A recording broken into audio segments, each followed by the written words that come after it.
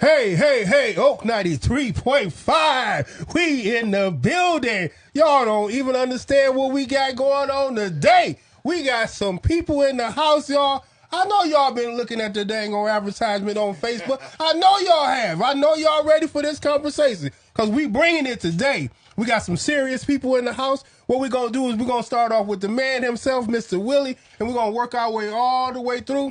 I need you to introduce yourself and just tell us a little bit about you. And then we're going to start this non-interview interview. That's what we do.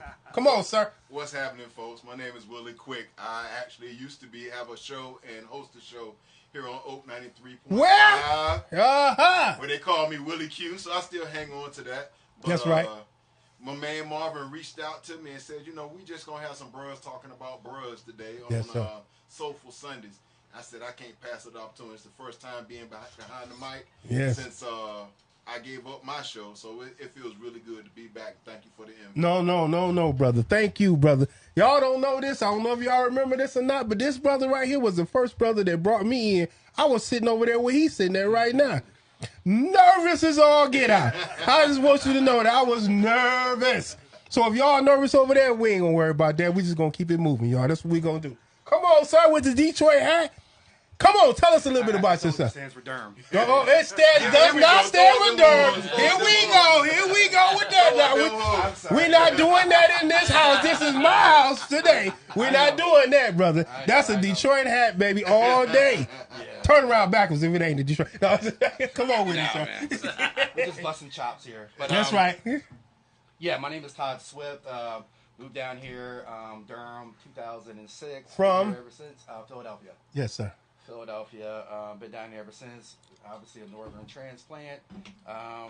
But yeah, I can say I'm a little bit nervous. It's the first time ever on a talk show. First time in an environment like this. Yes. But I'm excited about this. I'm yes. excited to be part of many this. Opportunities. Yeah, I'm excited to be part, kind of talking about men, whether that's incumbent of health, mental health, how we're doing in life. And every experience is a learning experience. So I'm hoping I can take something away from this. Yes, and you absolutely will be able to. Come on, brother, step on in here, man. Okay. Let's kick it a little bit. Hey, I'm Eddie Aiken. I'm actually from up north originally, too.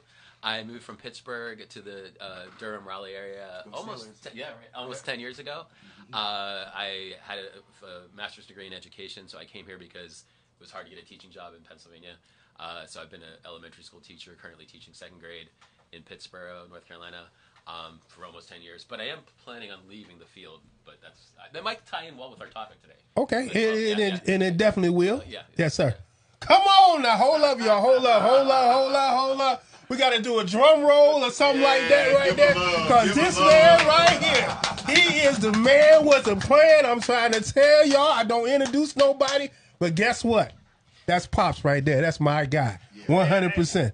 It's a pleasure to be back here. Thank you so much. And Willie, the first time I came was on your show. Okay, all right. So I appreciate that. Yeah. And the man himself, Marvin. Yeah. This dude here, I told him when he first started, I said, man, you going places. I said, you need to be on the other side of the table. He sure did. He was the first person to put that in my mind. And he's on the other side of the table. So I'm here to support him. But more than anything, I'm here to support the men. That's right. Because we need to be honest with ourselves and with each other. That's right. And I'm happy to be here. Yes, sir. Yes, sir. So what we doing today, y'all, is we doing men's mental health check-in. What's going on, y'all, with the world? As you know, the world is, I hate to say the word crazy, but that's what it is. It's literally crazy. And who checking on us? You know what I'm saying? Because we the pillar. We the ones that hold it all up. So I'm not going to get emotional today. I promised myself I wasn't. If I do, it is what it is. Absolutely. But the truth be told, who asks us how you doing today and really want to know how we doing today? You know what I'm saying? Yeah. You hear that cliche every day, all day. Hey, how you doing? And you normally just say, what? Anybody. I'm all right, I'm okay. Yeah. Yep. And we already know the truth. Ain't nobody good, all right, 365 days of the year. That's right. That's the truth. So we're here to talk about that right there, and we're going to talk about a lot more. So anybody want to step in and just tell us a little bit about, best way I could put this, about, for me, my wife is always asking me, well, tell me how you feel. Ain't nobody never asked me that in my whole entire life, how I feel. That's like one of the toughest questions, right? Right. Yeah. I'm talking about I feel with my hand. That's how I feel. You know, I'm going to deflect it off. You know what I'm saying? Because that's how I feel. I feel with my hand. But the truth is, it's a lot bigger than that. It's a lot more going on than that. So you know, as I'm listening to you, I'm reminded a number of years ago, somebody pointed out to me. Come over a little bit. I'm sorry. A number of years ago, someone pointed out to me. They said, "Okay, so you ask somebody, just like you said, you ask somebody how you doing, and they'll give you the normal answer and say, but don't stop right there. You ask them if you care about it, you love them. Ask them how you really doing, Right? because it's about relationship. And when it's somebody that you know, or sometimes just a stranger, you can tell them the tone of the voice, the way they move, their eye contact. If you're paying attention to that person, you can tell they need somebody to ask how you really doing. Mm-hmm. Because you don't never know when that opening to let them have some sort of release could mean the difference between them being here today and maybe not being here tomorrow by their own hand. Absolutely. And on top of that, also, Hold on, Pops. I forgot something. Did I say this is Oak 93.5? Did I say I'm Marvelous Marv? I'm trying to tell y'all. I'm so excited about this topic today. I think I forgot my whole spiel. I really do think I forgot it. Back to me. Hey, Oak 93.5, this is Marvelous Marv. My show is called Soul for Sunday, brought to you by who? The Collective. Yes. Okay, I'm sorry, Pop. Go ahead. You go ahead. now the key when you ask the question to another man, Mm-hmm. you have to have that sincerity. Because see, we pick up if it's just conversation or do you really want to know. Yeah. Don't ask me how I'm feeling if you really don't want to know, because I can feel that coming from you. So I'm going to give you what you want to hear. I'm good. Right. If you really want to know something from an individual, you say it from your heart. Because when I'm concerned about you as a person, you can tell by the tone of my voice, I'm concerned. Mm-hmm. If the voice ain't there, the concern ain't there. That's right. So you're not going to give a deep answer. You're just going to give the cliche is, I'm okay. I'm all right. I'm good. I'm good. Because see, you're going to respond according to how the question is asked. Yeah. We all heard the questions, and we all know what the question But really do you? is. My question on that is, do you really, or do you think the person don't have the bandwidth to even answer, to really feel how you really feel at that point when you really talking to them? And what I'm saying is, it's how you answer questions. Okay. Well, let me ask you then, Pops. How you feeling today? How you doing? Honestly, I can tell you right now, today's a good day for me. That's what I'm talking Because about. see, you came off with the energy is tell me the truth. That's right. Because see, sometimes we don't tell what we really want to hear. Right. We want to hear something good about the individual because we just making slight conversation. Now, if it's somebody I really know, like Mr. Quick over there, now he can't throw off. He can't. No. Because I can pick up on his energy. That's right. And when I pick up on his energy, I'm going to dig deeper. That's right. If it's a stranger that I don't know, I've learned to listen to what's not been said. That's my key. Say that again, please. I've learned to listen to what's not been said. Woo! I can ask you a question, how's your day going? You'll say, man, so far so good. That tells me you had something that you had to address before you got to me. That's right. Or something that's on the horizon. Thank you. Yep. And you see something coming that you're trying to figure out, how do I address that? And see, we got to learn as men, dig a little deeper and listen to what's not been said. Because what's been said ain't always the truth. Yeah. What's not been said is what we got to get into. Right. We got to get into what's not been said. Okay. Well, Ed, what's not been said? I guess we're not always saying how we really feel, right? Yeah, I mean, it's hard to open up. I mean, I like to think I'm generally an open person. It's interesting that, this is my first time on the radio, and I've been going through a tough time the last couple weeks, but the last couple days things have been starting to get better. So I feel good enough to be here today. But I'm not at my best. So I thought the topic was very apropos because my mental health hasn't been the greatest the last couple weeks. Come on, y'all. Clap that up. Clap that up, because we need to understand that this is what we're here for. And the point that they're making, the word that keeps circling back around for me is vulnerability. When can a man be vulnerable? Right. Because you're worried that someone is either going to take that vulnerability to capitalize on it, or someone's going to be dismissive to say, What are you being vulnerable about? Remember being young as a child, and if you cried about something, it was never what's wrong with you. It's what you're crying about. You better close up those tears before I give you something to cry about. Now you flip the script, and a young girl come up, and she's crying. Most people are going to ask, baby, what's wrong with you? That's right. So you see the conditioning and how that starts at such a young age? Absolutely. Because, see, we're teaching our young men not to be vulnerable.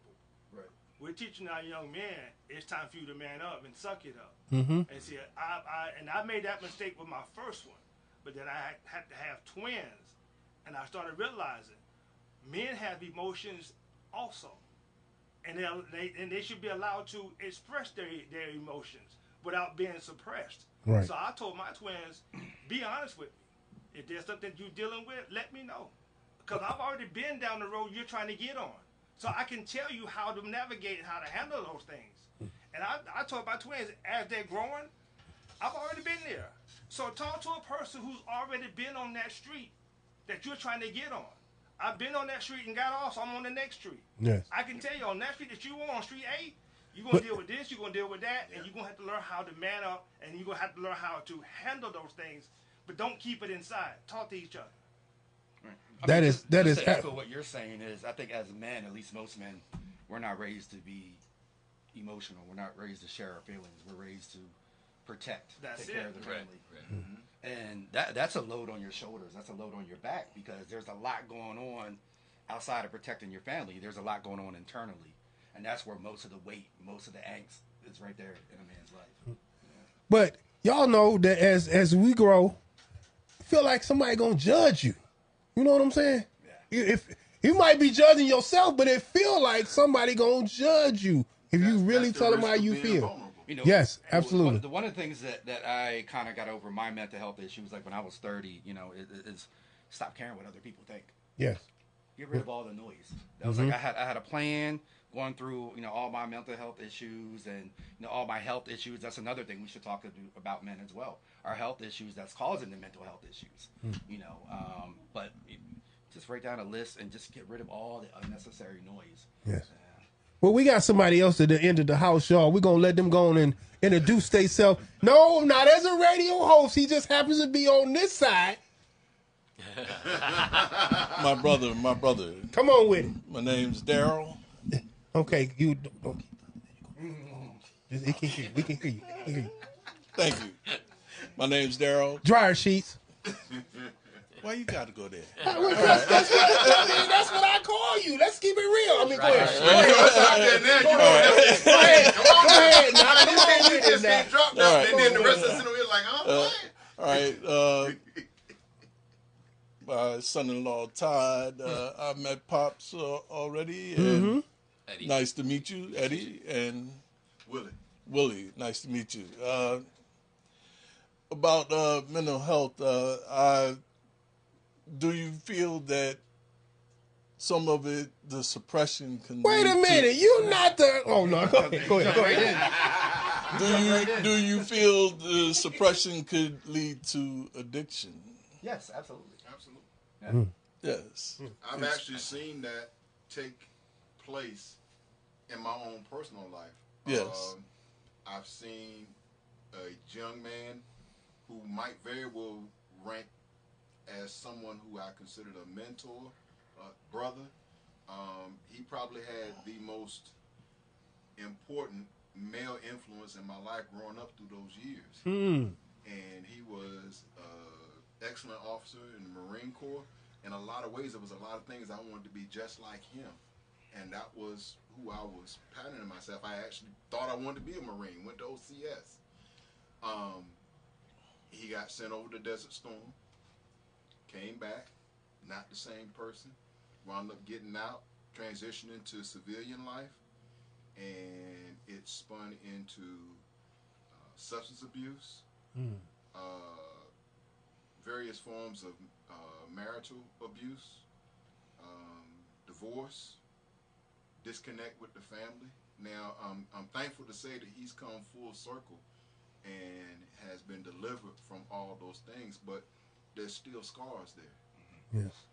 And I'm thankful that he's still in our lives and whatnot, but I don't forget that whole scenario, and what does it take?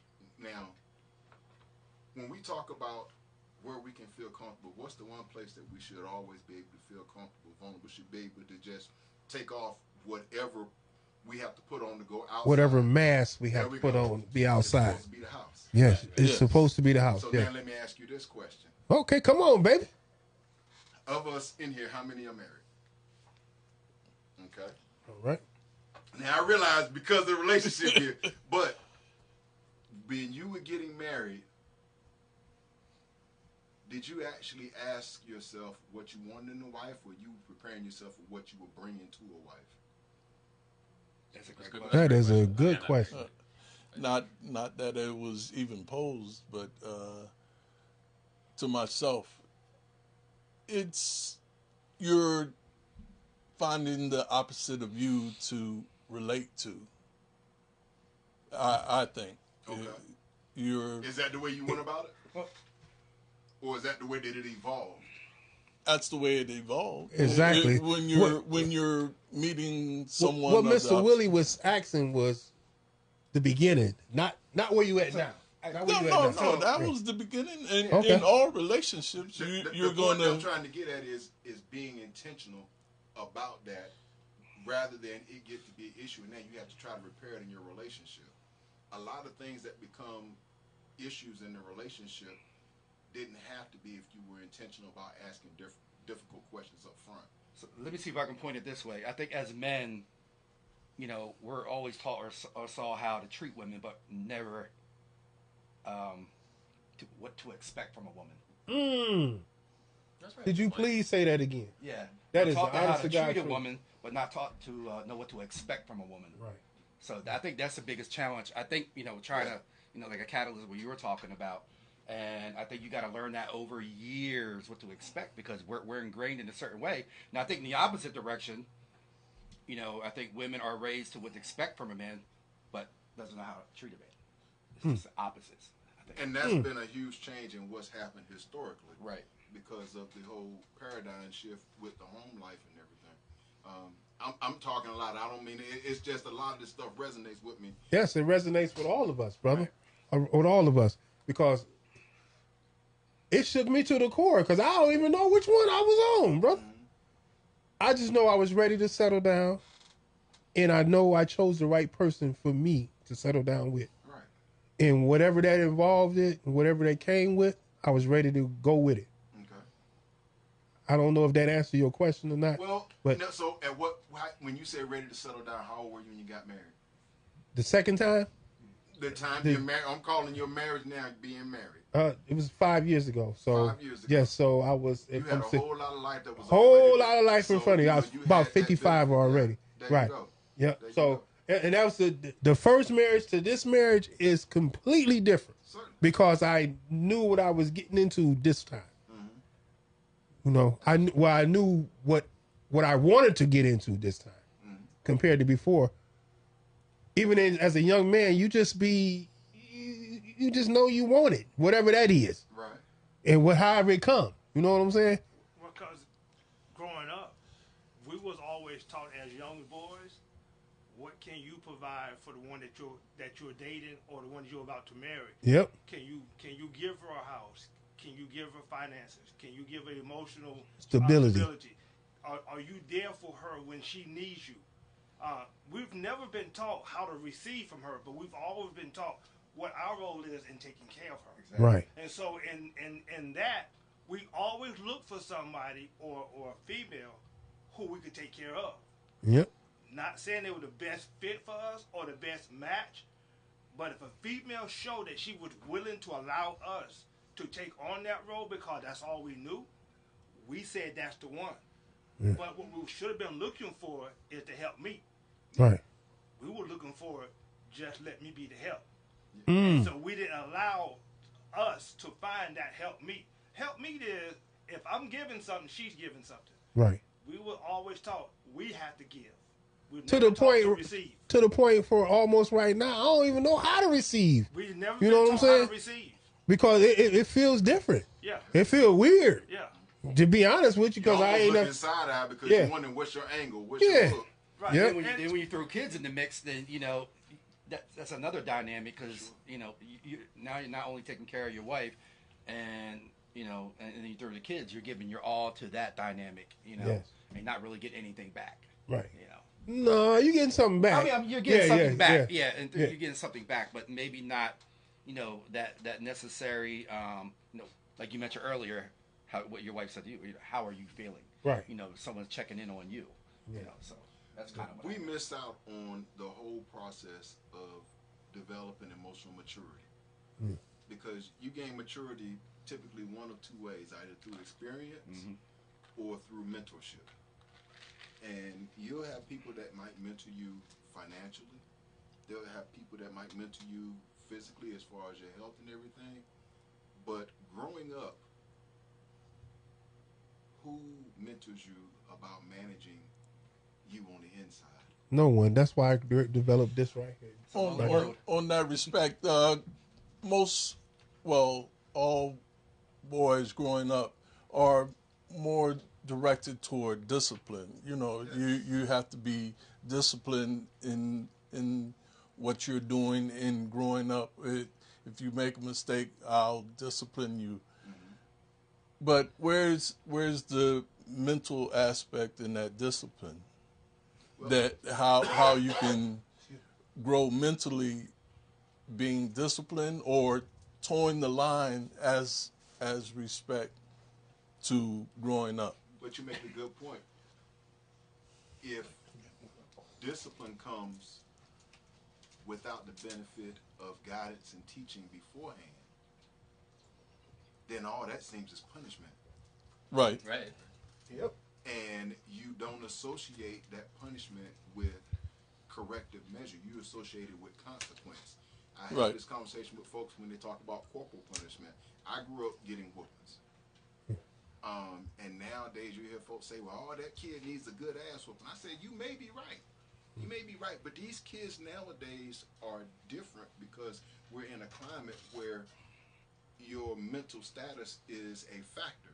Yes. And it's not behind the scenes. And it was never a factor. So did it ever occur to you that a child may get a whooping for inappropriate behavior, and they may take corrective measure, but they may also take away that lesson? Okay, well, if I did wrong, I got my tail beat up. So if I'm out here in these streets and somebody wronged me, that's supposed to be the solution. You got to be careful. You might actually be encouraging violence. It's called, what is it called? Gentle parenting now? That's what it's called. That's the word for it. And I hate that they put that term on it. Yes. Because I call it loving parenting. I think the Bible tells us to correct in love. Yes. And the children have to see that relationship. Because it's not about making mistakes. It's about making choices. And we've got to do the best job of teaching one another and the next generation coming up about making better choices. I believe we're the older generation, but we're the generation that's going to make the change. That's what I believe. Yeah. Because we have to. Because just like Pops was just saying, he brought his kids up different. Most of us was brought up, don't do that. Simple as that. Not, why not do that? Not, hey, when you do this, you need to stop doing this because of this, and that. No, we was just taught. Yeah. Because, see, and me having four young men now, the last two I did my parenting differently. Yes. As you get older, you get wiser. Because, see, I taught my twins is, I'm going to allow you to lead as young men. You would never follow. If you follow somebody and get in trouble, I'll take you out. But if you lead and you make a bad decision, we can sit down and I can teach you how to make better decisions. And that was the rule of the house. If you ever follow and got in trouble, don't talk to me. I'm going to kill. I'm taking you out. But if you get in trouble, Pops, that's cold. That's cold. I'm taking you out. Is cold for what? What is that cold for? That cold for tearing that tire part up. It's telling my There's kids. Going to be some corrective measures. It's telling my young men, learn to make decisions based on your decisions. Yes. Do it because you did it. If you made a bad decision, I can live with it. That's the first thing I ask my kids. Was that your decision or was that one of your friends? And they've always been honest. Pop, I made that one. Well, let's sit down and talk about it. Right. Or, Pop, I was following so-and-so and I thought that, he do more than I did. I said, you know what? That's why you're talking to me, because he didn't know more than you did. Right. And now look at y'all now. Now you're in trouble. Mm-hmm. But so we have to teach our kids it's okay to make a decision and not make the right one, so they can learn from it. But you're still off of that. Nowadays, it's a lot of collective influence out on the streets. Social Streets and social media. But I tell every parent, even today, even with all the social media, I got a grandson now that I'm tight with right now, tied into. Yeah, you take him to school. He's got social media in him 24/7. Right. But I'm constantly in his ear because I want to be the biggest voice. I don't want that social media to be bigger than I am. Right. So when I'm talking to him, I'm giving him the same instruction. You are no better than the decision that you make. Social media can't make it for you. They can give you influence, they can give you guidance, but you have to make the decision to do what you're going to do for your life. And I want my voice to override social media. Okay. But how clarify social media? Go ahead. I'm sorry. Go ahead. But you being the bigger voice and social media being that influence, them making the decision, how could it be that they could weigh between the two? Because it's the lifestyle that I live. Kids imitate Model. what they see, not what they hear. They hear you, but if you're saying one thing and you live a totally different life, Right. they don't trust you. No. When my kids and my grandkids see me, they see me. They see Pops. When I say something, they know I'm living that. And they say, if my granddad or my dad can live that and give me instructions on how to do the same, I'm going to listen because his voice is bigger. Wow. Yes, sir. It's how you live. Yes, sir. I read a book some years ago, John Maxwell. It's called The 21 Irrefutable Laws of Leadership. Yep. Now, in that book, he starts off, he says, no one law is greater than another, but there's a wink, and it's going to tie into Pop. The law of influence. In order for you to have influence with someone, what first and foremost must you have with them? You must be present with them. You don't get connection with anyone and anything unless you're present. And that's what Pop was just talking about. Probably trust too, right? Well, I you don't understand get that. any of that without presence. Right. Well, that's true. I understand that, y'all, but as we know, social media is absolutely the biggest thing going on right now. Absolutely. Yeah. And there's no presence there. It's But not for all all. electronic. Yes. Right. But the kids don't understand that, though, because that's all they ever had. That's all they ever had was electronics. Right. And that's what I'm saying. We have to, as men, step in and take more of a ownership of, I know what you're looking at, I know what you're following, but this is life. And I'm going to show you how to live life through what I do as a man. Absolutely. And it's just the change of the time. I remember growing up, probably the biggest negative influences associated with social media, for young men in particular, anyone, violence and sex and just things that please the carnal side of you, shall we say. Well, when I was a kid, my uncle had dirty magazines underneath the mattress. And It you knew was social exactly. media. And you knew exactly where it was at, right? Yeah. Exactly. I knew where it was, and with that being the case, so I'm feeding into that in the same manner that someone's looking at social media right now. Yeah. I knew what violence was as far as fighting. And granted, we didn't have the popularity with guns, which is a whole nother rabbit hole we could go down. But circling back around to the point of what Pop is doing with his grandson, and even still, I'd imagine, even with your boys, he's been present and he's setting the example.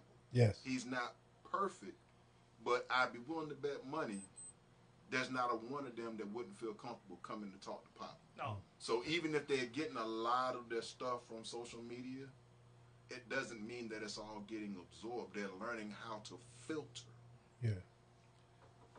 Because when my boys was in school, this was the funny part. Because they said, Pop, Dad, even my kid called me Pops. They said, you came to the school so much, they thought that you was one of the teachers. Because, see, I didn't want my kids to go to school and be influenced by somebody they didn't know. And I would show up to school every day that they went. I would go out of school every day. Monday, Tuesday, I was there every day, at least for an hour. I would show up. And what happened was, the principal pulled me to the side one time. He said, you know what? When I have kids, I want to do what you're just doing, what you're doing for yours. He said, I see the outcome. Your kids are different from any kids we have in the school. He said, when your kids come in, it's like a ray of light has just stepped into the building. They come in with a different mindset. They don't think like the other kids do.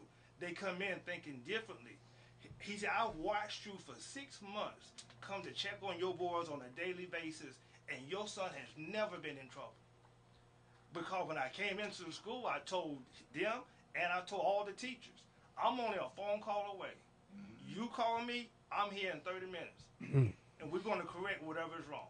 Right. And my kids would tell you, we didn't want to do anything wrong because we knew Dad was going to come to the school. Well, let's switch this up a little bit. Let's talk about coping mechanisms. You know, I know y'all. I know everybody looking at me like, what? Yes, we're gonna talk about coping mechanisms because what we doing here, y'all, today is we diving deep into us. Okay, so you want to start off with it, sir? You sitting right next to me. You the man with the plan. Well, come on with it. Through personal experience with addiction, I have had rehab, and the last time I was here with you, I actually celebrated 19 years clean. Hold up. Yes. All right. Yes. Somebody, a little short person had something to do with that part of that, but we ain't gonna talk about that right now. Let's just talk about you. You said coping mechanism, man. How am I supposed to cope with that? Okay, come on. You might want to turn around. I don't want to turn around. I know you're behind me. Oh, no, sir. But coping mechanisms. Since I've been through this clean, it's more or less like I've learned to laugh better, and enjoy my friends better and relationships better in order to go further in life. That's what I think. If you're just stressed out, laugh a little. It's you can't be so mentally in tune with the bad stuff, the negative stuff, that it will lead you back in that direction. Well, for me, y'all, I would say this, that I think it was Wednesday of this week, I was saying a lot of bad stuff to myself. On Thursday, I corrected that by saying, listen here now, talking self. You know better than that. Right. You Never know. Negotiate with your shadows, man. Right. You know better than that, self. You know. All that negative stuff can just keep rolling and rolling and rolling inside your head. But you got to put a stop to it, and you got to plant the positive stuff and stand on the positive stuff. And that might be my coping mechanism. Is stop the chatter. Right. The noise. I was meaning to bring something up for a while, but it was kind of off the topic of what we were talking the first time, so I was waiting. So I'm going to jump in now. I'll mention coping mechanisms eventually. But I think as time has gone on, and this kind of connects a little bit to the social media thing, and this might seem not as serious. It probably isn't as quite as serious as what you guys have been talking about. But I feel like we, especially as adults, I mean, this maybe is true, and I'm not married, and I don't have any kids of my own, so my perspective might be a little different. There's as adults, we don't, what men or women, make fun a priority. I think sometimes, you know what I mean, enjoying life. I think sometimes when we get older, we forget how to have fun. And I think also, and so that's one factor. But another thing too is, I mean, this goes with the fun thing too, is community for the most part is not like what it used to be. Probably especially more in the quote unquote white community. People, I know when I was a little kid still, I'm 50 years old, like I can remember sometimes there occasionally being a block party here or there. I remember meeting a lot of different relatives, especially on my mom's side of the family. But a lot of times as you get older, there just isn't as much community, I think, as there used to be. people just don't interact, and that of course that ties into social media because a lot of times people are on their phones. So I think because a lot of times when you're around other people, whether it's men and women, just men, you're not stuck in your own thoughts. You know what I mean? Whereas if you're not out doing anything, you can get down that rabbit hole because you're just thinking too much and overanalyzing yourself. So I think that's a big problem. We don't get out and interact in real life like we used to as much. Then you do. You talk about community. Like, I can remember like a year ago when I went to one of my family reunions. Everybody was on their phone. No one was associating with each other. It used to be we had like softball games or basketball games. Yeah. Nope. Everyone's on their phones. So I'd have left. Yeah. I would have left because that's not what we're here for. Yeah. I'm not here for that at all. I would have told my family, come on, let's go. Right. I mean, for me, my journey through mental health, one of the first things I dropped 10 years ago was social media. I don't have Facebook. I don't have IG. I don't do any of that. I don't read the news anymore. All that's negativity. All that social media stuff to me is fake. Believe nothing you hear and only half of what you see. I removed that element and removed all that from my life. Got my mental health in check. Low testosterone that affects everything in your body. Your thyroid, my thyroid was thrown off. That affects everything in your body as well. So you kind of like as men, when we talked about health and taking care of ourselves, you got to take care of what's internal first. And a lot of men kind of neglect or kind of ignore that whole health aspect. I can remember my father, my grandparents. I mean, only time they ever went to the doctors when something was seriously wrong. No one ever thought or ever told us, go get your, go check your health, go get a blood test, a full panel, see what's going on. Yep. And that's what I did. After that, I took care of myself. My life has gotten better. If I removed all the noise, all the negativity, all the things were distractions in my life, I don't worry about it. My life progressed and got better over that period of time. So that was your coping mechanism. That was my coping mechanism. Dismiss. That was kind of my, each step going forward to better not only my mental, my physical, but also my family and my marriage. Yeah. Yes, sir. Because all that was affected. Everything was affected based off my mental health because it wasn't right. Mm-hmm. Yep. Absolutely. And that's another thing. There's another thing that men struggle with. What do you put first? The happiness of your family or happiness of yourself? And that's a struggle. It's a double-edged sword because I was there for a while. I was putting everyone in front of me. Taking care of everybody else but myself. I wasn't happy. But then again, even though I was kind of doing my job, taking care of everyone, I was miserable. And I was, I had a short fuse, arguing, a temper and all that. And once I start, focusing on myself more, all that just seemed to got better over time. Yeah. That is very interesting to say that. An example? Yes, sir. All of us have been on a plane, right? Yes. When they have those things that the student would say, we might have air compression issues at one time. When the max drops down, what did she say? She said, put it on yourself first. Right. Yeah. She is second. Yeah. Mm-hmm. I've taken that to heart that if I'm not right, my kids will never be right. Because now I'm going to give them wrong examples, wrong advice. So I have to make sure that I'm correct, that I'm right. So that as I give out advice and I live my life, they see that I'm doing it the right way. How do you correct yourself, Pops? I talk to me. Mm-hmm. See, we don't sit down and just talk to me. I sit down and when I get away, I turn everything off and I'm talking to me. We are holding the conversation. That's because right. It's me and myself. Yeah. We are holding the conversation. Absolutely. And I'll say, well, I always give a scorecard or how was your day yesterday? And I'll say, well, yesterday I did this. What did you get accomplished on yesterday? And I'll say, this. What did you leave undone? I'll say, that.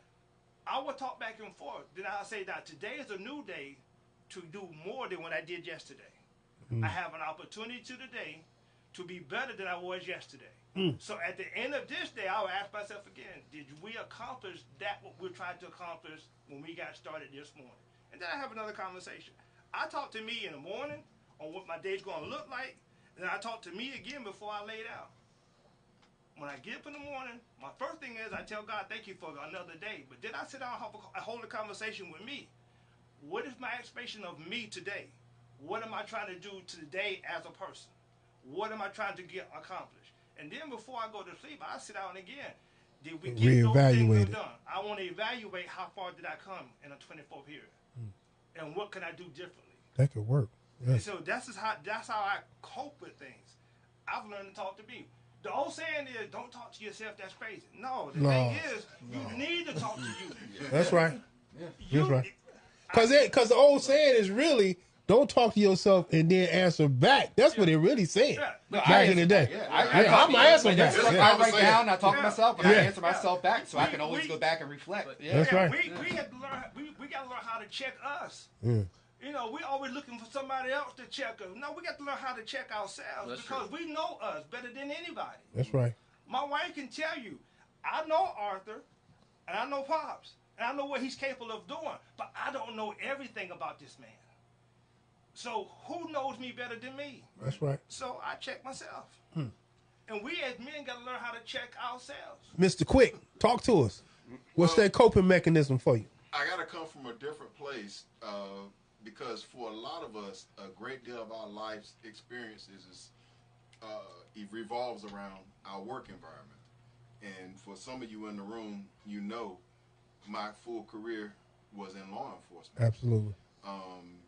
Which means to me, your eyes seen vastly more stuff than negativity. The amount of trauma that I see, because the nature of the job now is not just about was a crime committed, do you make the arrest, that's not what the nature of the job is anymore. The nature of the job is about solution, problem solving, people picking up the phone because whatever they've got going on, they've decided that either the solution is not within the house or they specifically need to reach out to someone else for the solution. In order to be involved with the solution of any conflict or problem, that means that you have to get involved with it. So now that trauma becomes yours as well. Whether you see the impact on that person, whether you can identify with what's going on that maybe resonates with something that happened in your life, all of that trauma now becomes your trauma. So you think about the average person and they start going down the list and taking off the list of the amount of emotional trauma that they experience. And then you think about it from the standpoint of a law enforcement officer that's worked the streets and worked patrol, and every trauma that you experienced and picked up the phone or we came into contact, that now becomes our trauma. So coping became something that I had to do in order to stay employed. And the best way I can tell you is jazz music. People would get on me because they say it sounded like I had elevator music in the car. I said, listen, I don't need nothing to turn me up. But I Because you've been turned up all day. I don't need anything to turn me up. I need to keep something that's going to keep me in a level headspace. Because the last thing I need to be doing is interjecting myself or getting into a situation where my presence escalates rather than de-escalates. So it was a constant thing with me reminding myself this is what I'm called. Because in that environment, people will call you for things that outside of my law enforcement, I'm thinking like, they don't know how to fix this themselves. Or they really thought that this was something that was a crisis. But if I go into it with that attitude, then we're already going to be dealing with a disingenuous environment. Right. So I've got to find a way to empathize with them that this is a crisis for them. And I've got to be and present myself in a way that they're going to be receptive to me. Otherwise, I've already lost the game. And so was that in training that you learned that, or is that something you interned? No such thing as training. The reason why I say that is because some years ago they had created this training called Crisis Intervention Training, CIT. You all probably heard of it. If you've seen any news stories and there was a mental health component, they'll say, well, the police need to send a CIT trained person. Okay. Now, this is your son-in-law, right? Yes. And I just met the both of you all today. And you said your substance abuse recovered. But let's say back in the day you were having an episode and you got to be beyond control of your family. Right. And then they call the police. And they say, send a CIT person. I said, okay, so you want me to develop a rapport with this person to get them turned down in a matter of a few minutes that you couldn't get done, and you're in relationship with them. Wow. So, and then the other thing is, too, the CIT training, you can send just about anybody to it, and they can get their certification.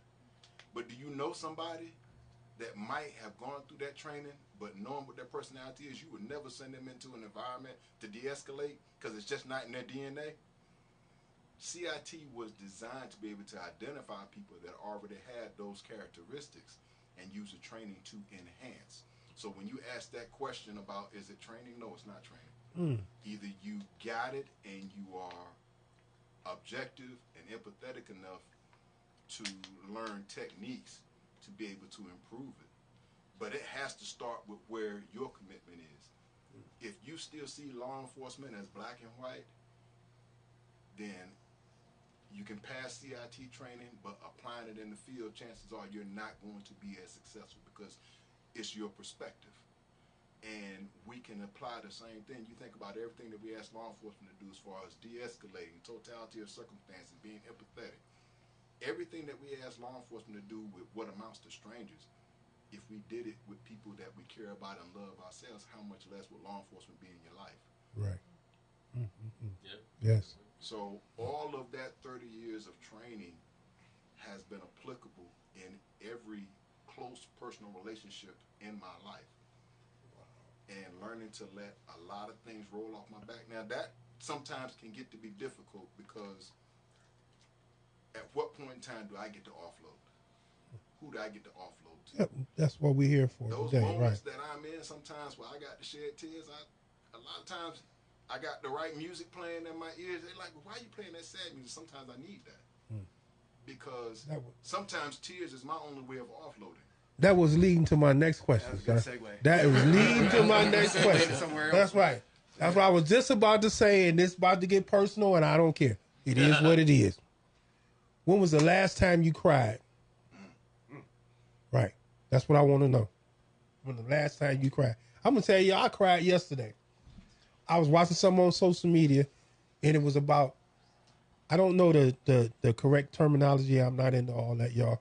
It was a son was coming off the plane, and his family, his islanders, was meeting him, and they were doing their tribal, all that. What is it called? Hooker. Yeah, what he said. And they was doing that, and it made me emotional because I said, why black families don't do that type of stuff? You know what I'm saying? Why? Why don't we have something where we celebrate each other so strongly? This was at the airport. I mean, this looked like it was about 1,000 people. It wasn't 1,000 people. In my mind, it was. Right. Celebrating that one son who came home from college. Yeah. And I was just, and tears just started rolling down my eyes. Like, where's it at for us? I think it's the culture. I mean, I'm sorry. Oh, no, go ahead. The culture. I mean, you know, it's funny. Even though I had nothing to do, like 2 years ago, I flew to American Samoa, Pago Pago.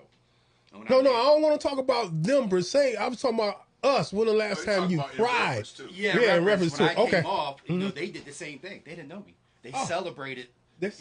Coming off the plane, you know, to their island, you know, be part of the culture, part of their family. Okay. You know, things like that. So I think a lot has to do with some of the cultures being lost to celebrate. Yes. Yeah. And to your point that you mentioned, and I understand why you asked the question, why don't black people do that? Well, maybe not just black people. People in general to celebrate. Yeah. In our country, we don't do it in our country in general. Yeah, my point being is culturally in this country, we have so many barriers, not just racial barriers, but behavioral barriers, cultural barriers, that trying to embrace someone in that moment. Because, Pops, y'all know me, you know me. If I ain't seen you in months, it's going to be just like we pick back up again. That's right. It ain't going to be just this, you know, kind of static handshake or whatever. No. We bros, we boys, we love like that. That's right. And I don't believe in strangers. It's just friends I've yet to meet. I operate from a space of trust first rather than you earning my trust. And the reason being is because if I'm meeting you for the first time, there's a reason that God put us in one another's path. Right. You're a blank slate to me if I meet you the first time. And with that being the case, you've never offended me. Now, granted, I'm not going to give you all the codes to my phone and everything, but from the standpoint of just relational trust, you've got that because of, you know, our interaction and whatnot. But I'm gonna circle back around because I want that question answered. When was the last time you cried? Oh, That's what I wanted. I'm sorry. I don't mean to cut nobody off, but that's where I'm at right now. That's a short answer. It was this morning. I was looking at a reel, and they were showing a young man graduating. The same one? No. Yes. No, for real. Was the the young same man one? was graduating. He was on stage, but they were looking around like they couldn't find his diploma. Okay. And it turns out the reason they were kind of stalling because his sister had been deployed and she hadn't seen him in over a year. She was able to come home for it because she was across the water somewhere. Yes. So, trying to come back, it's one thing to try to come across country or a couple of states. She was trying to come back across the water in these uncertain times with our military and whatnot. She was able to come back across the water, and they gave her a microphone that she could speak out to him throughout the auditorium. Oh, my goodness. He's And putting then shields down me just for that right there because I love with love. his diploma and a bouquet of flowers.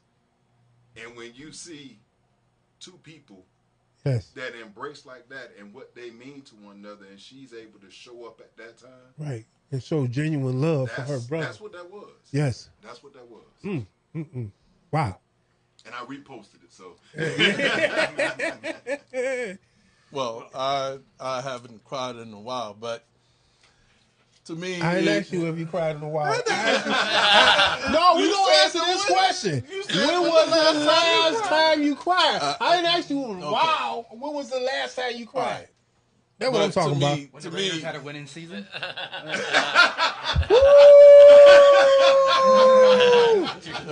Let's go with when they had a losing season. That's every year. that was, yeah. Thanks. I really needed your help then. But to me, is when you're crying,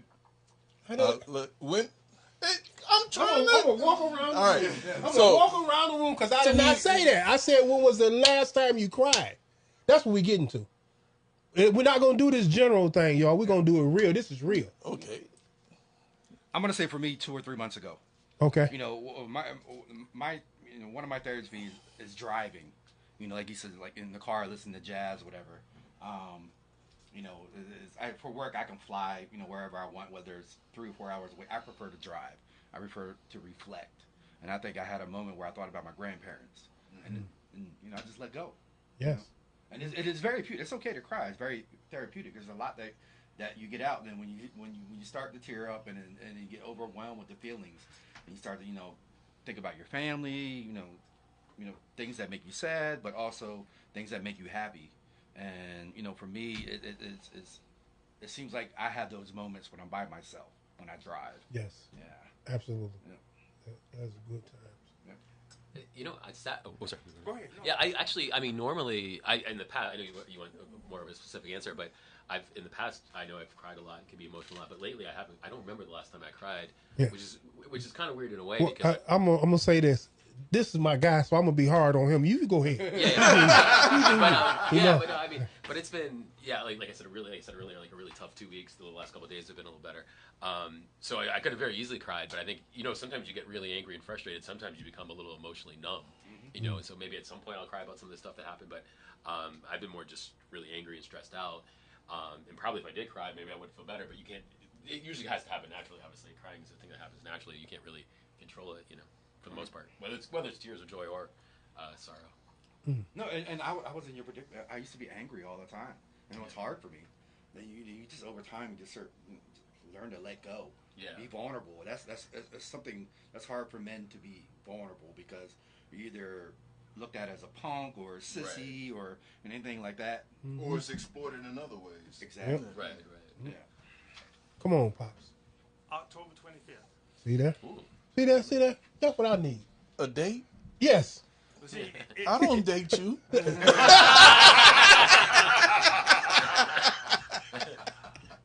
October 25th. Ouch. I'll never forget the phone call I received. A friend of mine who I had great respect for passed away at an early age. We had our connection came through love of kids and community. I had a community, he had the kids. He was the band director at Southern High School. I gave my subdivision for Southern High School to practice, to walk through, to get used to marching. And so in that relationship, he started saying, "Can we do a Christmas parade in your neighborhood?" So we did Christmas parade. Then we went from Christmas parade to doing Halloween parades. We went from Halloween parades to doing band camps at Southern, and then I would let them bring the kids over from band camp and use our swimming pool. So we did that for 5 years. So 5 years we built a relationship of community and kids. This young man died at 36. Oh my It broke goodness. my heart. Because you knew the greatness he had above. I knew what he had brought to the table. Yes. And I knew the relationship that we had formed as two men. Yes. That I could call on him and he could call on me. And when he died at 36, I was broken. I was at the Southern High football game that following Friday when they gave a tribute to him. I was broken because when you get to know somebody on a personal level, it's totally different from seeing him from afar. Yes. People just saw him as a band director, but I saw him as a new husband, a new father. He adopted his wife's daughter. He had the adoption patient just went through. He was an official now, the dad. His whole career was in front of him. Oh, He brought Southern from nothing to one of the best bands in Durham. That they were sought after by everybody else because of this one man. Yes, sir. When he passed, he broke me. And that's why I'm saying we as men have to learn how to talk to ourselves, because at that moment I had to speak to me every day for a week just to get through that because it was so tough. And I haven't cried since then, but I was close when my son got stabbed and was in the hospital on operation table for 6 hours. Yes. But that right there, to see a young man at 36 who just now putting his life in a place that he can actually do and accomplish. Soar. He about ready to take off. Yes. Sickness, like you said, he died from a heart attack. Wow. And what's so bad about it, he's in the hospital. He's calling me on a phone call. We're supposed to be doing a Halloween parade. He said, Pops, we're going to be there on the 31st. I said, dude, where you at? He said, I'm in the hospital. I said, oh, well, you're not either. I said, I'm on my way. Oh, no, that's right. He was more concerned about what he had to do for us than his own self. Yes. It broke me. It broke me. Wow. Woo. Back to you, sir. Can I get a straight can I get a straight answer? Straight answer? Yes.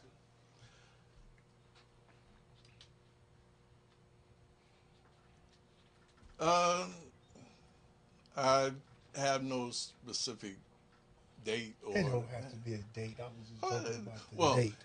Actually, I did cry at a movie. Okay. Back to the show. All right. Wait a minute. What movie? Because there was something about the movie like Because he's joking. That's No, what I'm no. saying. You ain't joking. He's not joking. Oh, No. okay. Well, go ahead then. I'm sorry. All right. I'm sorry. The movie was Hardball. Okay. I think I've seen that one. The little Keanu Reeves with the baseball team. Yeah. And then the young guy passed. The little boy mascot passed. Okay. I haven't seen the movie. I've heard but of it. I'm I kinda haven't seen it. familiar, Yeah. Okay. All right. I'm sorry for invalidating your feelings.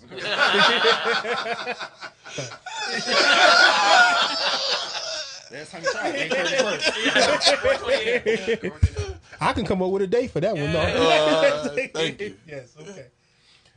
You had said something that sparked interest in what you were saying. You said you didn't cry because why?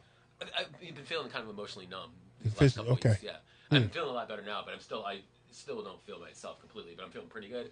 But I feel like it just, because I think what happened, he made a comment about how it's important to reflect, and I think I might try that 24-hour day thing you talked about. I think that sounds like a really That sounds like a really good thing to take on. But but on the other hand, of course, it's all about balance. If you're constantly over, because I think what's happened is basically there's something at work happened at work 13 days ago that I was just quite frankly really pissed off at my principal because and so that's what caused the stress. He's over at non-principal. No, go ahead. Yeah. Go ahead. I couldn't get it out of my head. You know what I mean? It was just that thought wouldn't get out of my head. I kept on obsessing about it, quite frankly. Yeah. And I mean that might be a little bit natural, but I was a little bit mad at myself that I couldn't handle it better. But regardless, something I was really mad at. And in the last couple of days, I've managed to it's still probably the number one thing in my mind, but it's not in my mind constantly like it was up until Thursday night or Friday night. I was leading to mostly emotional numbness. That's what I was leading to. That's almost like what's kind of in our DNA. Yes, that's why I was leading to. The only emotion that, to some extent, can be accepted is anger. For men. Yeah, for men, it's anger, and even then, that's dangerous because depending on the circumstances and a lot of other variables, you still have to sometimes grill that up. You don't get the chance to release that anger unless you find some other more constructive measure. I was looking at a reel, and they were showing these guys on the work site, and they had all these tools, and they were mad at the work site, and they was doing all tools, and every time they get ready to throw one, it shows up $, how much it costs to replace that tool or whatever. So they went through all these different tools and all different things to try to get out that anger. And then they showed the one guy just standing there, and the two guys look at each other, and they go in for a punch. Like that doesn't cost them anything. Right. It will cost you something, but I got the point behind that because controlling behavior in anger is one of the most difficult things to do, and to be able to channel it constructively. Because there's a good chance that whatever it was that made you angry, you're not done with it. It's going to be something that will circle back around. In other words, that wound never really gets a chance to heal. I don't care how much Neosporin, how many Band-Aids you put on it. There's always going to be a reminder about something and that's what they call those triggers. And with that being the only emotion that people can associate a man as having, other than situationally, it's accepted to a certain extent if you at a funeral, somebody close to you cried, you're hurt. But overwhelmingly on a day-to-day basis, the only emotion outside of positive emotions that we are widely accepted to have and allowed to have is anger. That is really strong. That is really, really strong because that is absolute truth. Now, I would say in that aspect, I might be one of the oldest one in the room for right now. Yeah.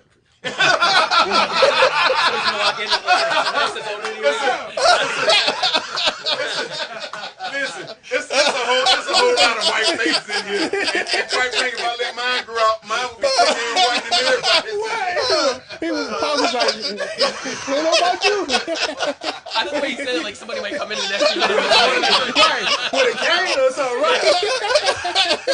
What I want to say is, to release some of that, we have to be, as the older one in the room, more open to talk about the anger you may feel, because I might have a solution for your anger.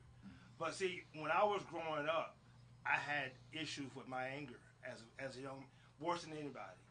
But a man pulled me to the side who was a lot older than I was.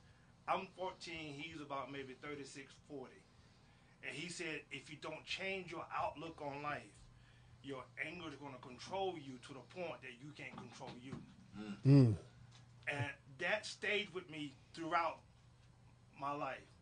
Because I was so angry that if you were to say something to me that I didn't like at 16, I would figure out how to get back at you. Right. And I would get you when you least expect it. That's the most dangerous person.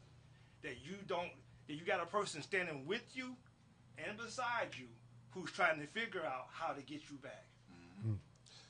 Is there a way to... Come on, wise one.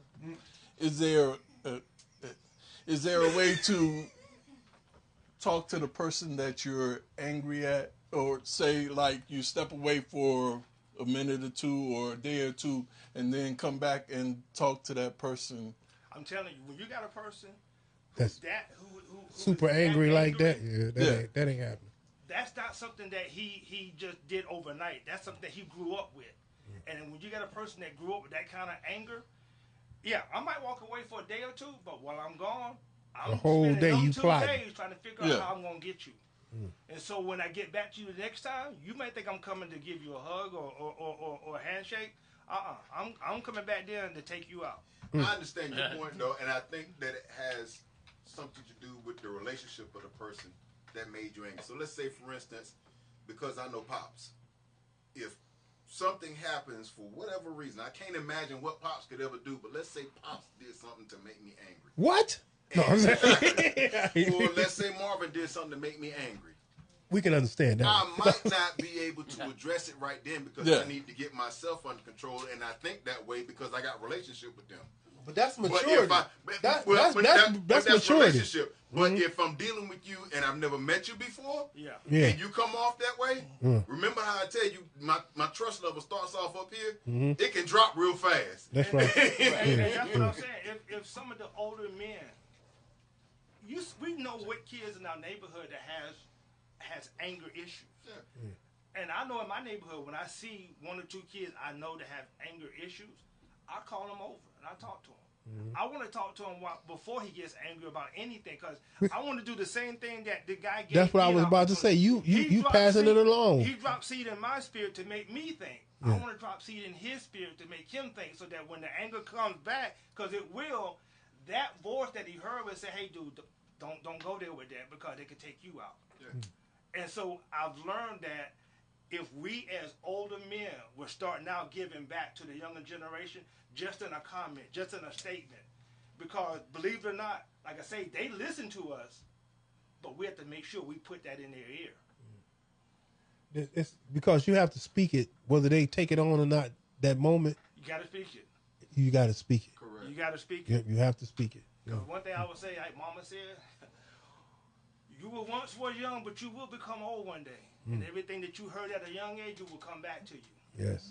What's the saying? When you're born, you look like your parents. When you die, you look like your life's decisions. Yeah. Oh. Wow. Yeah. So I encourage every senior person, every grown adult, make it your mission to say something positive to a child when they're young. You heard that senior person. Yeah. Because in dealing with the public eye, we get a lot of situations to where that person is angry at, hey, the bus driver did this to me, or the other bus driver did this, And for us, we get amongst ourselves and vent or laugh at the situations or this passenger and that passenger, but that takes the edge off, really. But there's no way it's part of a bus driver's coping mechanism. Yeah. Is to get amongst each other. The common denominator is you talk. Right. Yeah. Everyone can talk about a situation, a good day or a bad day, but if you don't talk, you're embodying that. You're imploding, and just building up. But you're talking. But you think about anger. Rarely is it something that is isolated to a specific person. It is usually something that is building up. And I'll use this analogy. What is it they used to always say? You never spank your children when you're angry. Yes. Well, in most cases, when you have to come home and deal with something behaviorally with your child, what have you been all day? Probably been at work. Mm-hmm. And what's the likelihood that you came across something that worked? It might not have made you angry, but it's something that kind of stuck in your craw, so to speak. Mm-hmm. Yeah. From my experience, we all have the capacity to have a moment where we are mentally unwell, and it could impact our decision making. That is largely determined by what our experiences have been, how much trauma we're carrying, and how effectively we have put things into place for how to manage that trauma. Everybody is not going to be the same. You take someone who's never had any mentorship, who's never had certain parental or positive parental experience in their life, I can promise you that their threshold for dealing with trauma constructively is going to be very, very low. You take someone who's always been given stuff because their parents are well off or whatever, their threshold for trauma is probably going to be very low. So trying to manage that between the mentorship and the experience goes back to what I was saying about being present with the people that you care about and that you love. And that's a big ask, because it's not a lot of people out there that have that capacity to take in someone else. And I guess for me, again, it comes about because I didn't get the choice of saying, well, I don't have the capacity to deal with this call today, so I'm not going. Yeah, you can't do that. I don't get to do that. No. And what he was saying is, parents say, all right, work all day under great stress, and so when they come home, that's the wrong time to actually try to discipline your child, because everything that you went through, you now going to release it. Yeah, but let's be real when it comes to that, y'all. As a father, when you walk in the door, first thing mom used to say, they did so and so and so and so. Go get them. Go get them. Now, I'm going to tell you, because I was tight with my dad. My dad was in the military. And he used to be at Fort Bragg. And I used to go to Fort Bragg with him in the summertime, hang out with him, go to the pool and stuff. And he would always drive home so slow. It was like it took us forever to leave Fort Bragg to get to home, when normally it's like a 10, 12-minute ride. He would purposely take 30 to 35, 40 minutes. And so one day I'm like, can I ask you a question? Why you drive so slow going home? He said, because the house is not moving, so I'm in no rush. Yeah. But the true answer was he was really decompressing. That's it. That's the truth. But, then we didn't understand that as a child. So I started, like, the house ain't moving, so there's no rush. And, it took me till I got 50 years old to understand what that meant. Yeah. Why are you rushing to something that ain't moving? Take your time. Right. So when you get there, you're in a better state of frame. Your mindset has been reprogrammed. Yeah, that's right. Yeah. So I tell my kids all the time, take your time. The house ain't moving. Yeah. Wow. That's little tidbits that we telling each other, y'all, as we sit here, and really we telling each other all different type of ways to cope with different things. Yeah. And that was the whole purpose of why we're here right now. And I really appreciate each and every one of y'all, for real. Oh, no. Because we're going to do this again and again. I'm going to make this a series, y'all. Okay.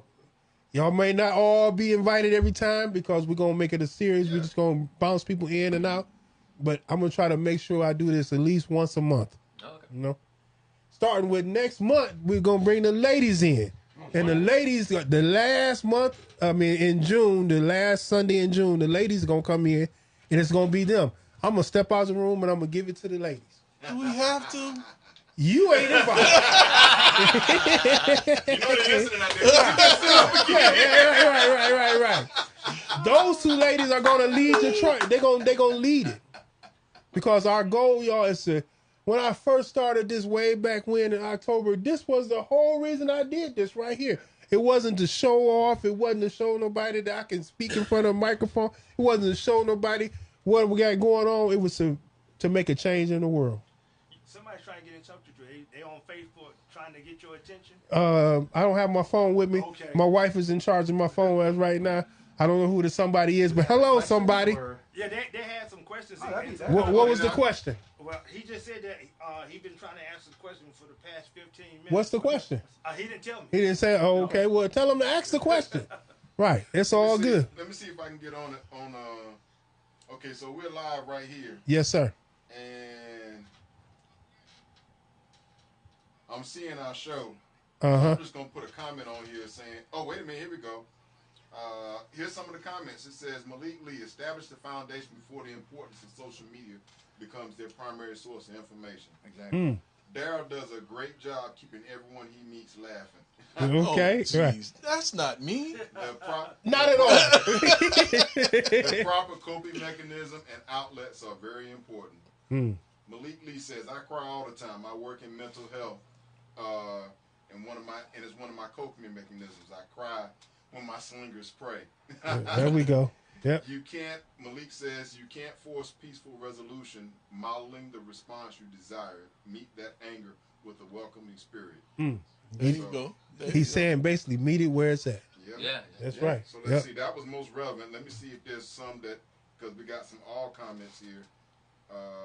Okay, so it captured all. So all these are the comments that have come up during the discussion. That's excellent. And I will answer each one of them later on today. Okay. Each one of them later on. That's what I go into, y'all. So we give a love for our listeners. We got Lynn Williams and Malik Lee.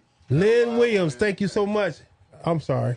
Yeah, I know you. Your name ain't no Lynn Williams, but it's all good. And Malik, thank you so very much for this. Okay, y'all. So we got a little bit of time left, and one of the things I want to talk about, y'all, is to just When the last time? Okay, we talked about the last time you cried. When the last time you was like excited about something? Because different dynamics in your life make your life move on forward. Right. Okay. So the last time I was excited about something, I'm always start with me, was putting this show together, making this happen. I mean, I was extremely ecstatic because I don't know all of y'all individually like this, but I'm getting to know y'all. And one of the things I always treasure is getting to know somebody at a deeper level.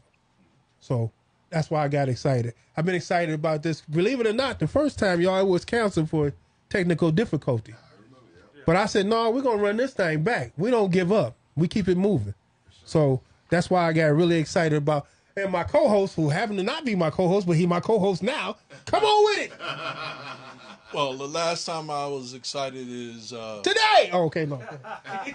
Would you stop? Yes, I will now. All right.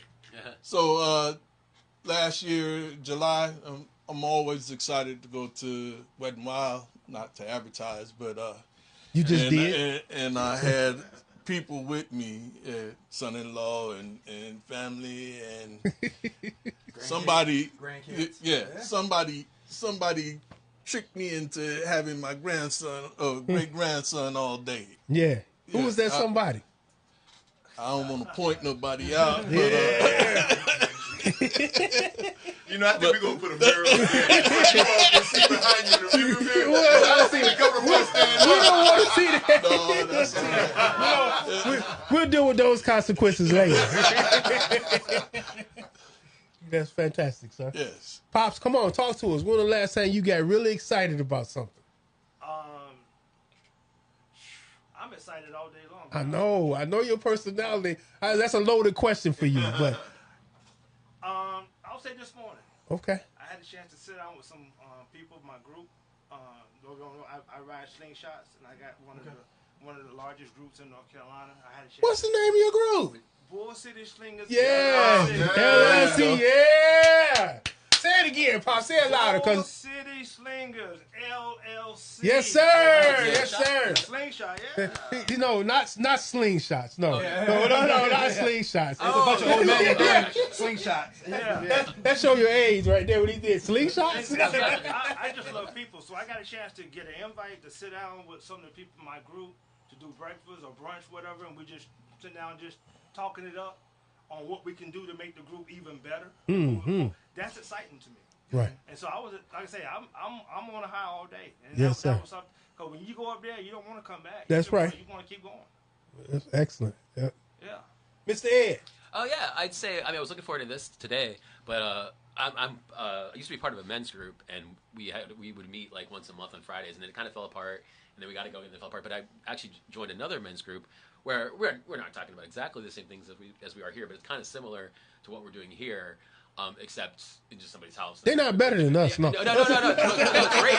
No, it's like interesting because it's kind of similar to this, except it's not a radio show, you know. Yeah. So that, I really look forward to today. I look forward to that. Also, I'm a big basketball fan.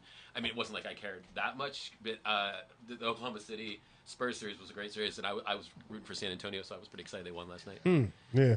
Wemby's the real deal, I think. It is. Come on, sir.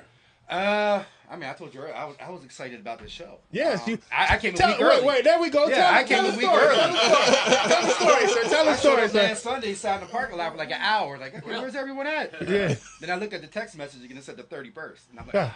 okay. I sat in the parking lot for 7 days waiting for it. So he came, right? Last week. But I told you I was coming. He said, not today. Yeah, next week. Yeah. I was coming last week. You know, I'm blessed, man. I'm excited. I got 5 daughters, 3 grandchildren. Ooh-wee. Hold on, clap it up. 5 daughters. You know, Girl dad, girl dad. Yeah. Definitely a girl dad. You know, yesterday was my granddaughter's first birthday, so I was excited about that. You know, flew in from Texas. My buddy retired, so I flew in Dallas, Texas for a day to celebrate his retirement. So there's a lot going on to be excited about. You flew to Texas yesterday, is what you I said? flew Friday morning and flew back here yesterday for my daughter's first birthday. Okay, all right. Wow. Yes, It was sir. a 24-hour turnaround. Wow. I think for 2 days I only had like 3 hours of sleep. So, but I mean, there's a lot to be excited about because there's always something going on with my family. I come from married into my wife, I married into a big family. Yeah. I'm the only Big. child. Yes. Big family. So Big huge family. Oh, so that's what y'all got in common, because he's the only child. Yeah, so that's yeah. what y'all got in Yeah. common. Yeah. He's like 30 years older than me. So Yeah. yeah. Yeah. Watch it. I can still discipline you. Right. Not. Yeah. But no, there's a lot to be excited about. I mean, there's a lot going on in my life, my family life, and work life. Just a lot of things going on with that. Entrepreneurship, a lot of things going on with that. So there's a lot to be excited about. Yes, sir. Yeah. Come on, sir. I'm excited about the possibility of the thing. And the reason why I say that is because come July 1, I will have been retired 3 years. Wow. And I haven't settled into... Hold up. You don't even look like you close to retirement. That's number one. So come on, let's clap that up, y'all. Clap that up, y'all. I did the full bid. Yes. But I feel like I'm coming closer to what the next phase of my journey is supposed to look like, as far as utilizing my time in a way that's going to be constructive and a blessing and beneficial to others. Because he provides me with everything that I need and a great deal of the things that I want. So he being God, of course. Yes. But I was excited about the invite to come on the show. I was really disappointed because the date that we were originally talking, I wasn't going to be available. That's right. And so when you told me that it changed, I got that much more excited. See that? So that was because of you that did the technical difficulty. You came in here because you got the key. And I told you all I'm a jazz head. So right. For the last 2 years, I've been going down to Charleston, which I love Charleston. Me too. And they have the Low Country Jazz Festival down there at the Gaillard Center. Okay. And going down with some friends, the wife and I have a good time hanging out in Charleston for a few days and hearing some really good artists down there at the Gaillard Center in end of August, beginning of September, right around Labor Day weekend. So I'm always excited about that. Little known fact: Detroit used to have one of the biggest jazz festivals, weekend jazz festivals. Absolutely. Yes, sir. I've been to it. Music, it runs all up and through. Yes, sir. Many times. Many times with my uncles. Many times. Yep. So we're going to go on and close this thing on out, y'all, because we got other people coming in. We're going to go on and get up out of here. This is Oak 93.5. I am Marvelous Marv, and today I got some fantastic people with me. I thank y'all so much. I'm excited about this, y'all. We're going to continue this thing. This is happening, okay? And I appreciate y'all. We out. We're going to give you that love. Absolutely.